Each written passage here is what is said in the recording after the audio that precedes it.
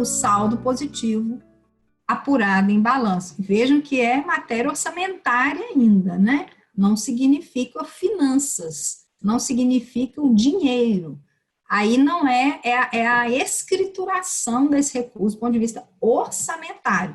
Você garante orçamento, mas isso não é a garantia de existência de recursos, o que é o argumento que contraria a gestão orçamentária e financeira por meio dos fundos. Né? Quem é contra a manutenção dos fundos fala, não adianta ele estar lá inscrito do ponto de vista orçamentário se não tiver recurso financeiro, ou se houver contingenciamento, ou não forem destinados recursos financeiros. Né? Você vai constar sempre com aqueles valores lá, contabilmente no fundo, e o fundo não vai ter reservas de recursos.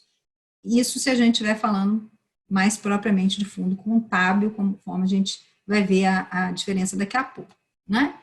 E a lei que instituiu o fundo poderá determinar normas peculiares de controle, prestação de contas, né?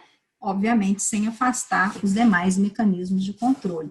Isso também está em consonância com o que diz o artigo 71 da própria 4.320, que podem ter regras peculiares de aplicação e de controle. Vai reforçar o artigo 74 da 4.320.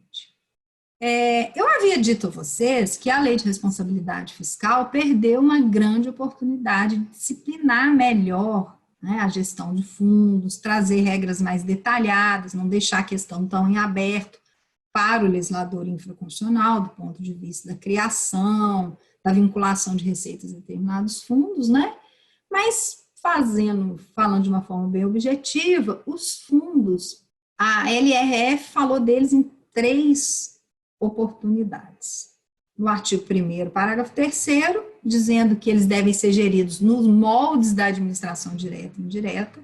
Então, se você for efetuar gastos, por exemplo, com recursos desse fundo, ter obrigação de licitar, aqui para ficar num exemplo que é mais emblemático em relação a isso, né? Então, eu não posso dar para o fundo uma gestão diversa daquela que já é gestão dos recursos, né, diversa daquele que já é feito pela própria administração. A LRF reforça uma coisa que já está na Constituição e que já está na Lei 4.320, que devem constar da Lei Orçamentária Anual, né? Não é novidade nenhuma isso, né? E a sua execução orçamentária e financeira será realizada por meio do Caixa Único do Tesouro. Ou seja, os recursos financeiros, a execução orçamentária, mas os recursos financeiros vão vir do Caixa Único do Tesouro, que concentra toda a escrituração, a orçamentação, conforme o princípio da unidade orçamentária também da Lei 4.320, né? Isso aqui é um argumento que faz com que os autores não defendam mais a existência de fundos. Porque se eles vêm do mesmo Caixa Único do Tesouro, não faria diferença aquela escrituração ou aquela previsão em separado daqueles recursos para fins de execução de políticas públicas, né? Então, se a gente for sintetizar e pegar toda a disciplina jurídica dos fundos, as principais características seriam prévia autorização legal, então não dá para criar fundo por decreto, por resolução, portaria, né, ou por outro tipo de ato administrativo unilateral pelo gestor, tem que ter prévia autorização legal, então é a lei que cria esses fundos, né? A dotação orçamentária desse fundo tem que estar consignada na lei orçamentária. A receita é vinculada às finalidades da própria criação daquele fundo.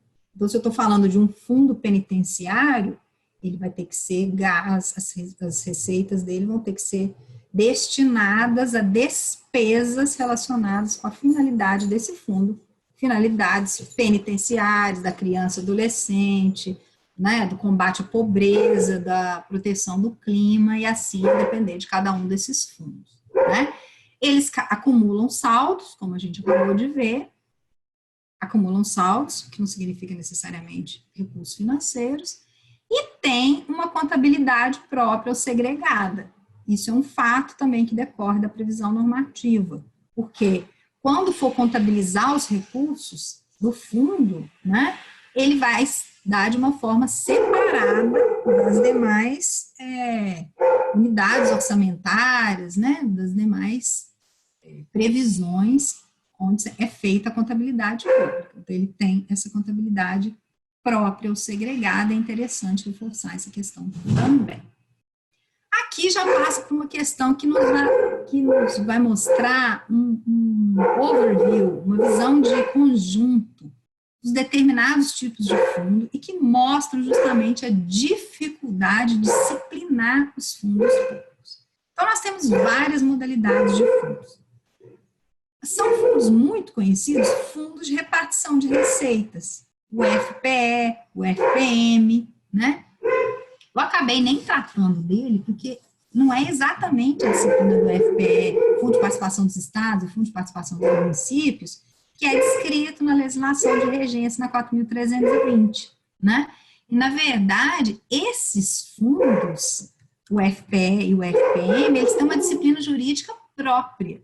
E o seu objetivo é repartir receita de imposto de renda e de IPI entre estados e entre municípios, a depender de cada fundo, né? Então, veja, esse fundo aqui, tem características comuns com os fundos especiais da 4.320? Tem. É destinado a uma finalidade. Qual a finalidade? Repartir as receitas entre estados, repartir as receitas entre municípios. Mas para a destinação de várias finalidades, né? Não uma só, como a gente havia dito anteriormente. Então, vejam que essa disciplina jurídica não está na norma geral de finanças públicas, né? Por isso a necessidade de editar uma lei especial para isso. Tem fundos de incentivo fiscal, o FINOR, para apoiar o desenvolvimento das regiões do Nordeste, na Amazônia, né? Ele é um fundo de incentivo fiscal, né? Tem uma característica aqui de fomento, né? É diferente também daquela disciplina da 4.320.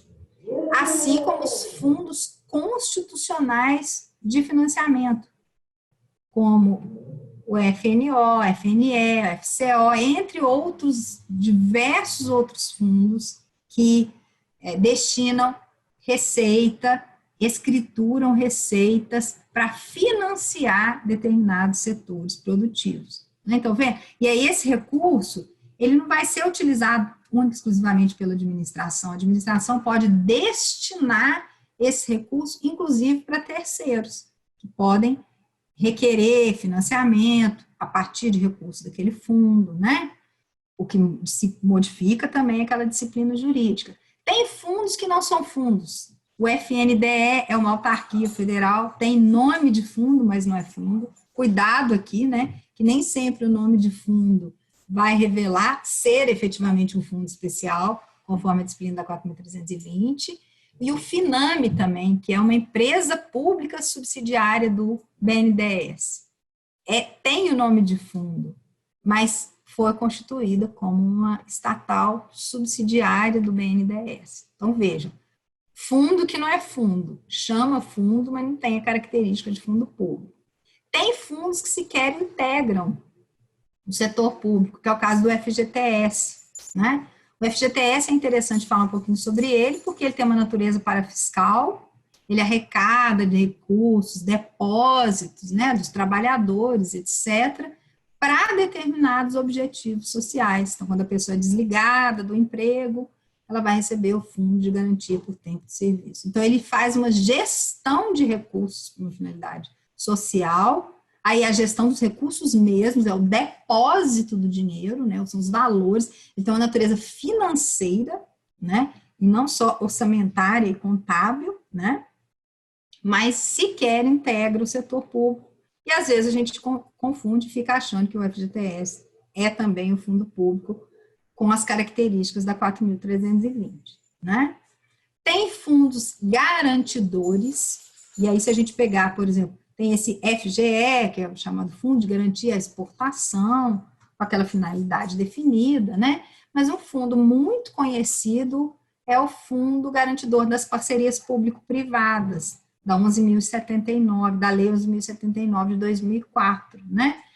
No Fundo Garantidor das PPPs, a administração destina recursos bens, valores, né? Aí não é só orçamentário ou contábil, destina bens, um patrimônio, para servir de garantia para os contratos de parceria público-privada. Se a administração torna-se inadimplente nos contratos de parceria público-privada, o particular vai poder acionar aquele fundo garantidor para fazer valer o direito de recebimento daqueles créditos decorrentes de um contrato de PPP, né?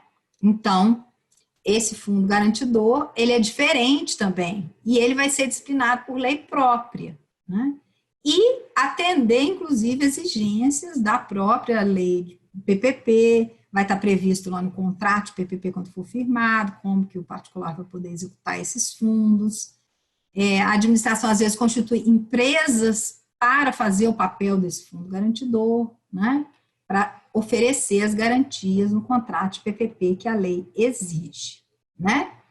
E tem aí os chamados fundos contábeis e financeiros, né? Num único ministério, por exemplo, meio ambiente, né?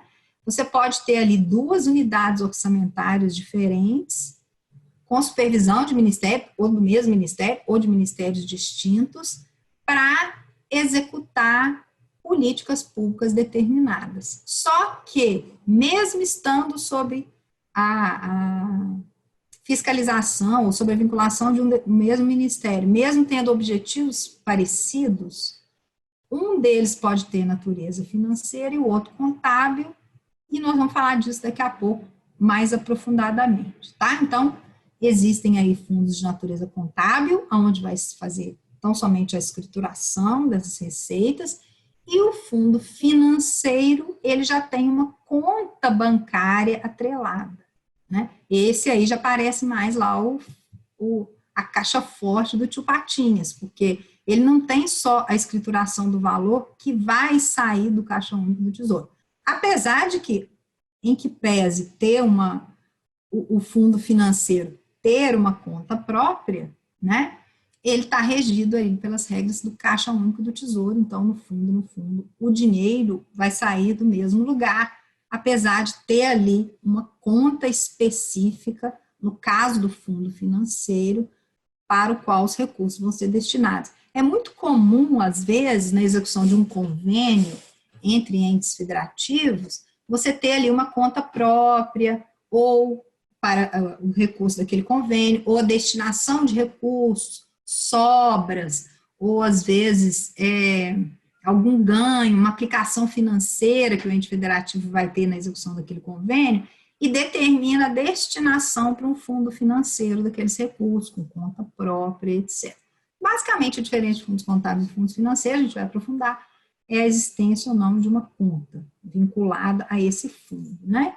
E, finalmente, aí os fundos orçamentários, que seriam os mais próximos dos fundos especiais da Lei 4.320. Fundo Nacional do Meio Ambiente, Fundo Penitenciário, da Cultura, esses aí é que obedecem mais propriamente à disciplina da Lei 4.320. Você está gostando desse episódio? Então fica conosco e assiste o próximo bloco. Aproveita, assina o nosso canal, aciona o sininho e você será notificado de todos os outros episódios.